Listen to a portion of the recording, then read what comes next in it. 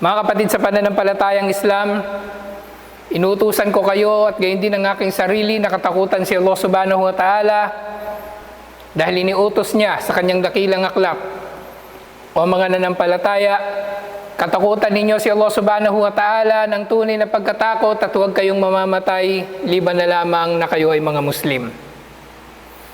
Mga kapatid sa pananampalatayang Islam, palagi nating naririnig ang mga talata na ito na tayo ay inuutusan ni Allah subhanahu wa ta'ala na mamatay na mga Muslim. Dahil ito ay napakamatindi ang kahalagahan nito dahil tunay na ang huli nating mga gawain sa panahon na tayo ay aabutan ng kamatayan, ito rin ang ating magiging kalagayan sa kabilang buhay. Na kung tayo ay aabutan ng kamatayan sa pagsamba kay Allah subhanahu wa ta'ala o sa pagsunod kay Allah subhanahu wa ta'ala at sa paggawa ng magagandang mga gawain, tayo insyaallah ay magiging kabilang sa mga kahabagan ni Allah subhanahu wa ta'ala. At gayon din, kung tayo ay aabutan ng kamatayan na tayo ay nagkakasala, nagbibisyo at sumusuway kay Allah subhanahu wa ta'ala, tayo naman ay mapapabilang sa mga maparurusahan sa kabilang buhay. Katulad ng sinabi ng mga scholar, man mata ala shay, bu'itha alayh. Sino mang tao ang kamatayan niya ang isang bagay, ay bubuhayin din siyang muli ni Allah subhanahu wa ta'ala sa ganitong kalagayan. Kaya marapat para sa tao na siya ay abutan ng kamatayan, na siya ay nasa kalagayan ng pananampalataya at hindi sa kalagayan ng kawalang pananampalataya o pagsuway kay Allah subhanahu wa ta'ala. At dahil hindi natin nalalaman, mga kapatid sa pananampalatayang Islam, kung kailan tayo aabutan ng kamatayan, sikapin natin sa lahat ng panahon na tayo ay makagagawa ng mga gawaing pagsamba at iba't ibang mga uri ng mabubuting gawain kahit simpleng pag-aalaala kay Allah subhanahu wa ta'ala habang tayo ay nakatayo, nakaupo, nakahiga, naghihintay o abala sa ating mga trabaho.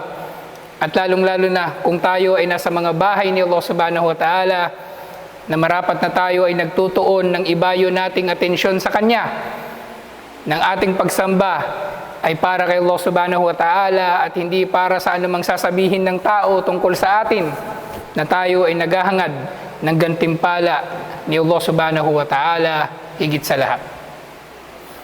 Mga kapatid sa pananampalatayang Islam, isa sa mga kaparaanan upang matiyak natin na insyaallah tayo ay aabutan ng mahusay na kamatayan ay ang sikapin natin na masamba natin si Allah subhanahu wa ta'ala sa lahat ng lugar, sa lahat ng pagkakataon, sa abot ng ating makakaya. Hindi ba't ito ang dakilang layunin kung bakit tayo nilikha ni Allah subhanahu wa ta'ala? وَمَا خَلَقْتُ الْجِنَّ وَالْإِنسَ إِلَّا لِيَعْبُدُونَ. Sinabi ni Allah subhanahu wa ta'ala na nilikha niya ang mga engkanto at mga tao upang sumamba kay Allah subhanahu wa ta'ala. Na walang ibang dahilan sa pagkakalikha na ito liban na lamang na tayo ay sasamba kay Allah subhanahu wa ta'ala. Hindi tayo nilikha ni Allah subhanahu wa ta'ala upang magpayaman, magpasikat, magpagwapo, o ano pa mang bagay na material na pinag-aagawan o pinag-uunahan ng mga tao dito sa mundo na isinumpa, na walang saysayang anumang bagay dito liban na lamang na ito ay para kay Allah subhanahu wa ta'ala. Liban na lamang na ito ay gagawin natin para kay Allah subhanahu wa ta'ala. Na walang saysay ang ating yaman, walang saysay ang ating katayuan, walang saysay ang ating mga itsura, kabaitan at iba pa nating taglay, liban na lamang na kung ito ay gugugulin natin para kay Allah subhanahu wa ta'ala. At isa pang mga paraan, mga kapatid sa pananampalatayang Islam, ay ang pagsasamantala natin sa pagdating ng mga mabiyayang panahon, katulad ng panahon na dumating sa atin ngayon. At ito ay ang panahon ng pagdating ng buwan ng Muharram, isa sa mga dakilang buwan at banal na buwan ni Allah subhanahu wa ta'ala, na tinukoy niya mismo sa kanyang aklat. Ang unang buwan sa kalendaryo ng mga Muslim, na ating ipinagdiriwang at kinikilala hindi dahil sa nais natin na magdiwang ng bagong taon katulad ng mga hindi nananampalataya, na sila ay mayroong mga paputok, sila ay mayroong mga party at iba pa. Bagkus ito ay bilang pagtukoy lamang sa paglipas ng panahon at pagsalubong natin sa isang banal na panahon upang sambahin si Allah subhanahu wa ta'ala ng gantimpala ng magagandang mga gawain dito, insyaAllah, ay mas malaki o nadodoble kaysa sa iba pang mga panahon. Isa sa mga magagandang gawain sa panahon na ito, mga kapatid sa pananampalatayang Islam, ay ang pagpaparami ng mga voluntaryong pag-aayuno sa kabuuan ng buwan na ito. Na walang pinipiling araw, na kung ikaw ay nakagawian mo ng mag-ayuno ng Lunes at Huwebes, at gayon din sa 3 araw sa gitna ng buwan, mainam ang mag-ayuno sa iba pang mga araw sa buwan na ito ng Muharram bilang pagsunod sa sunnah ni Propeta Muhammad sallallahu alaihi wasallam. Na dito, sinabi ng mga sahaba tungkol kay Propeta Muhammad sallallahu alaihi wasallam na iniulat ni Abu Hurairah radhiyallahu anhu na qala Rasulullah sallallahu alaihi wasallam, afdalus siyami ba'da Ramadan syahrullahil muharram. Na ang pinakamainam na pag-aayuno matapos ang pag-aayuno sa buwan ng Ramadan ay ang pag-aayuno sa buwan na ito ni Allah subhanahu wa ta'ala, ang buwan ng Muharram. Nang ibig sabihin nito, ang pag-aayuno ng tao dito ay mayroong mas malaking gantimpala.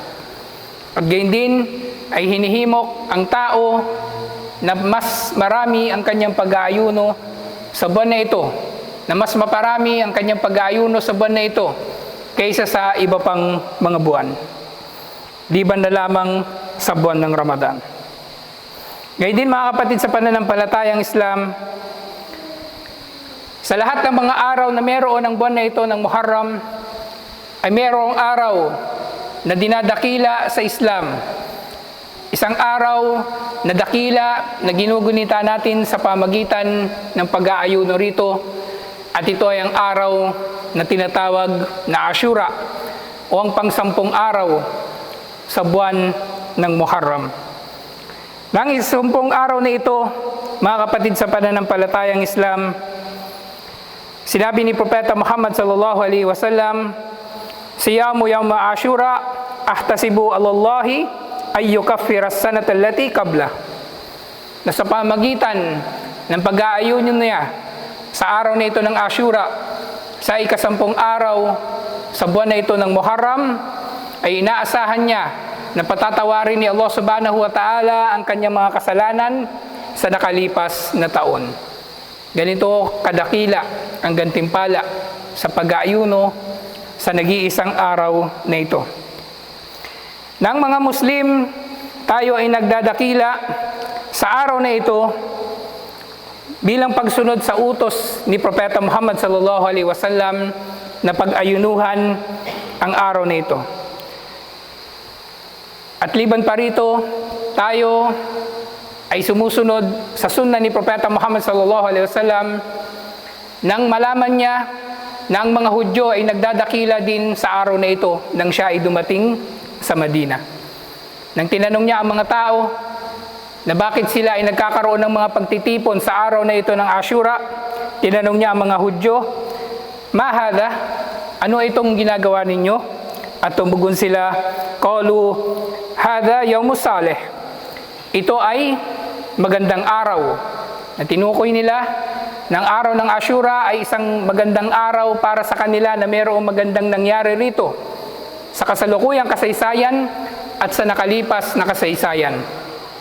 At sinabi nila, hada yawmun najjallahu bani Israel min aduwihim fasamahu Musa. Na ito raw ang araw na iniligtas ni Allah subhanahu wa ta'ala ang angkan ng Israel mula kay Paraon. At dahil dito, bilang pasasalamat ay pinag-ayunuhan ito ni Musa alayhi salam sa mga sumunod na dumating na araw na ito. Nang araw ng Ashura para sa atin ay darating ito sa susunod ng Sabado, insyaallah. Na itong araw pala na ito ay araw na ipinagdiriwang din ng mga Hudyo dahil ito ang araw ng tinatawag nila na Passover o ng Exodus ang kanilang pagtakas mula sa Ehipto sa pagkakabiyak ng lupa upang sila ay makabalik doon sa lupang ipinangako sa Palestine. Na tayong mga Muslim, nagpapahalaga rin tayo kay Musa alayhis salam. Kaya tayo ay nag-aayuno sa mga araw nito.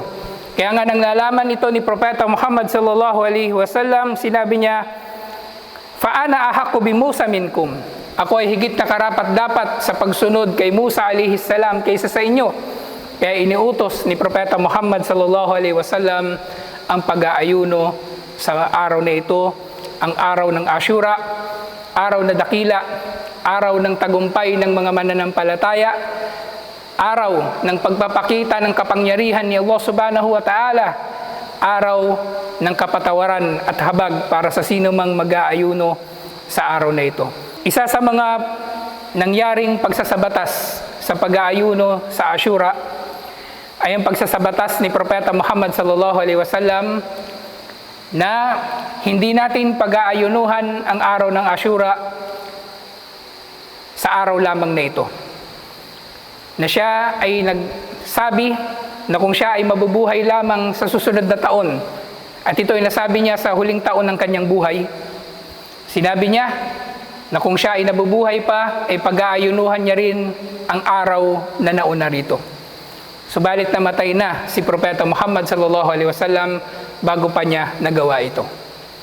Na sinasabi ng mga scholar, kahit kinamatayan pa ni Propeta Muhammad sallallahu alaihi wasallam na hindi niya nagawa na mag-ayuno sa naunang araw na tinukoy niya bago pang Ashura, susundin din natin ito bilang pagmamahal natin sa pagsunod sa kanya at sa mga bagay na minamahal ni Propeta Muhammad sallallahu alaihi wasallam. Subalit, ang dahilan kung bakit iniutos ni Propeta Muhammad sallallahu alaihi wasallam ang siyang aral na gusto kong ibahagi sa inyo sa ikalawang bahagi ng khutbah na ito. Ang pag-aayuno sa Ashura, mga kapatid sa pananampalatayang Islam, ay isang gawaing pagsamba, isang gawaing kapuri-puri. Pero katulad ng tinukoy natin kanina, ang mga Hudyo ay nagdiriwang din sa araw ng Ashura. At sila ay nahati sa iba't ibang mga grupo, nang ilan sa kanila ay nag-aayuno rin sa araw ng Ashura. Bukod pa sa ibang mga sekta nila na nagpa-party sa araw na ito. Kaya iniutos ni Propeta Muhammad sallallahu alaihi wasallam o ipinahayag niya ang kanyang kagustuhan na pag-ayunuhan ang araw bago ang Ashura at ang pagkatapos nito bilang pagtaliwas sa mga Hudyo. Nang sa gayon, kahit sa ating mga gawaing pagsamba, ay hindi masasabi na tayo ay gumagaya lamang sa mga hindi nanampalataya. Subalit, nakakalungkot na sa pagkakataon na ito, na tuwing ang darating ang buwan ng Muharram, ay nakakalimutan ng marami sa mga Muslim ang diwa ng Ashura at sa pagsasabatas ng pag-aayuno sa araw bago ito dumating at sa araw pagkatapos nito. Dahil sa pagtungtong ng kauna-unahang araw ng Muharram, makikita mo ang mga Muslim na nagbabatian ng Happy Muslim New Year o Islamic New Year o Amun Jadid o kung ano pang tawag nila. Sila ay naghahanda, sila ay nagpapaputok, sila ay gumagawa ng mga gawain na katulad ng ginagawa ng mga hindi mananampalataya sa kanilang kanya-kanyang mga bagong taon. Nang nakalungkot pa rito, marami sa mga Muslim na ito na abalang-abala sa paghahanda, pagluluto para sa Islamic New Year na tinatawag nila.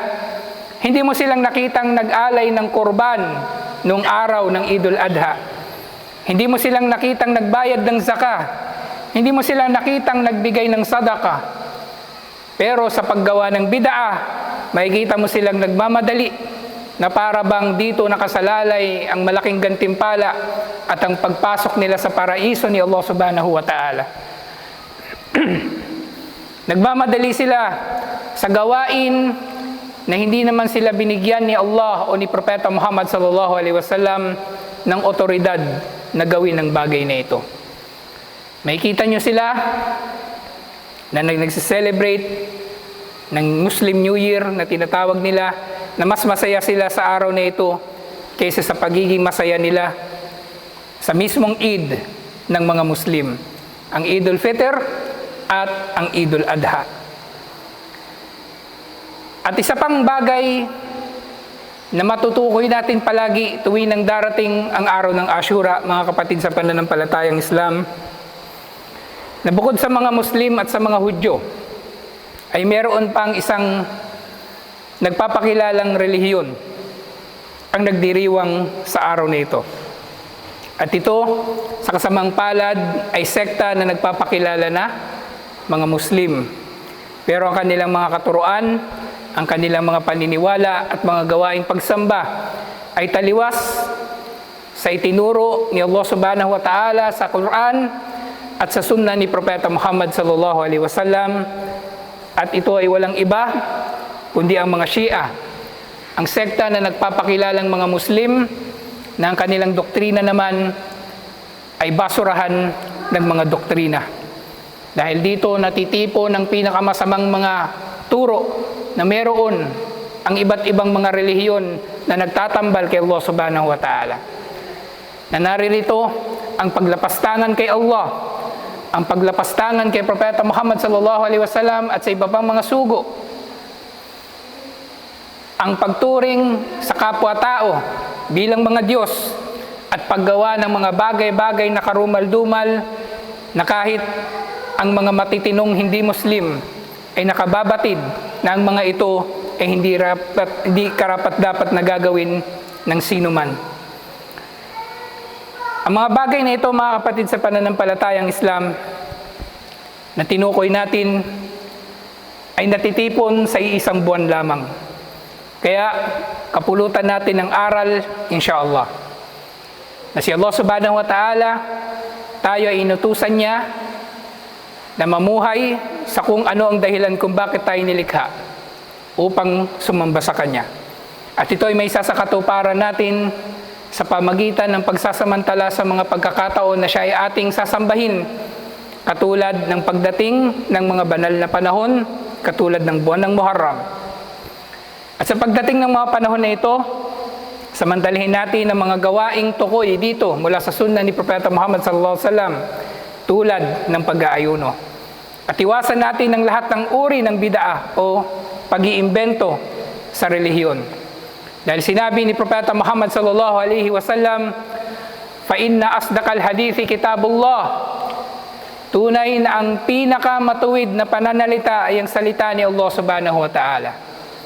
Wa khairal hadi hadyu Muhammadin sallallahu alaihi wasallam, at ang pinakamatuwid na gabay ay ang gabay ni Propeta Muhammad sallallahu alaihi wasallam. Wa syarrul umuri muhdatsatuha, at ang pinakamasahol na gawain ay ang pag-iimbento sa relihiyon, pagdaragdag sa mga gawaing panrelihiyon at sa mga pinaniniwalaan dito. Fa inna kulla muhdatsatin bid'ah, dahil ang lahat ng pagdaragdag sa relihiyon ay bid'ah.